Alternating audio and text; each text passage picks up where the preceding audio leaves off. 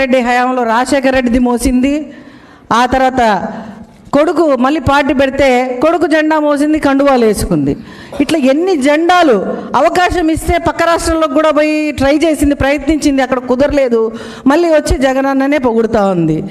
ఈ గత ప్రభుత్వం కాక అంతకుముందు రాజశేఖర రెడ్డి గారు ఉన్నప్పుడు ఆమె ఒక మాట అనింది, 100 ఏళ్ళు రాజశేఖర రెడ్డి అన్న నువ్వు చల్లగా ఉండాలి అనింది. అయిపోయి పాపం ఆయన. మళ్ళీ ఇప్పుడు మా ఎన్నే సీఎం అని అంటుంది. ఇంకా నువ్వు ఈ జన్మకు కాలేవు జగనన్న, గుర్తుపెట్టుకో.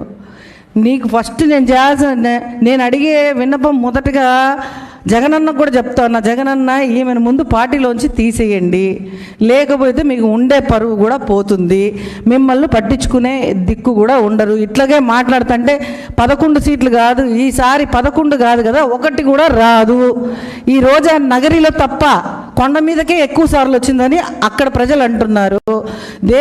దేవుడి మీద భక్తితో రావట్లేదు రోజా. ఎందుకు వచ్చిందో ప్రజలందరికీ తెలుసు, మళ్ళీ నేను ఇక్కడ చెప్పబడలా, అందరికీ తెలుసు. జెండా కూలీలో సీనియర్ మోస్ట్ జెండా కూలీ ఎవరైనా ఉన్నారంటే అది రోజా.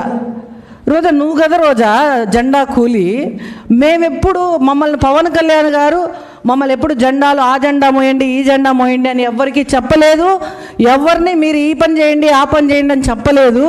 పవన్ కళ్యాణ్ గారు ఏ పని అయితే చేస్తున్నారో దానికి వెన్నంటి ఉండి ముందు నుంచి మా ఇక్కడున్న వీర మహిళలందరం కూడా మేము స్వచ్ఛందంగా పార్టీలోకి ఏ రాజకీయ అనుభవం లేకపోయినా మేము రాజకీయాల్లోకి వచ్చామే తప్ప మమ్మల్ని ఆయన ఇంట్లో ఉంటే తీసుకొని వెళ్ళలేదు.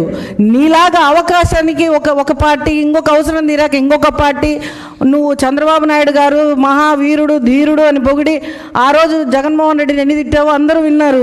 ఈరోజు జగన్మోహన్ రెడ్డి గారి దగ్గరికి వచ్చి చంద్రబాబు నాయుడు గారిని ఎన్ని మాట్లాడుతున్నావో అందరూ చూస్తున్నారు. అదే రాజశేఖర రెడ్డిని ఎన్ని మాట్లాడినావో అందరికీ తెలుసు. ఇవన్నీ మనం మాట్లాడుకుంటే చాలా అసహ్యంగా ఉంటాయి, నీకంటే అవన్నీ అనిపించొద్దు.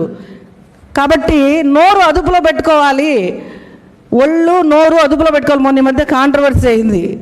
అట్లాగా ఒళ్ళు అదుపులో పెట్టుకోవాలి, నోరు అదుపులో పెట్టుకోకపోతే చాలా కష్టాలు ఎదురవుతాయి. రోజా ఇది నువ్వు గుర్తుపెట్టుకోవాలి. పార్టీ పెట్టి ప్యాకేజ్ దండుకోవడం తప్ప ఏమీ తెలియదు ఆయనకి. ఆయన గెలుపు ఒక గెలుపేనా? నీది ఒక గెలుపా? అసలు 2014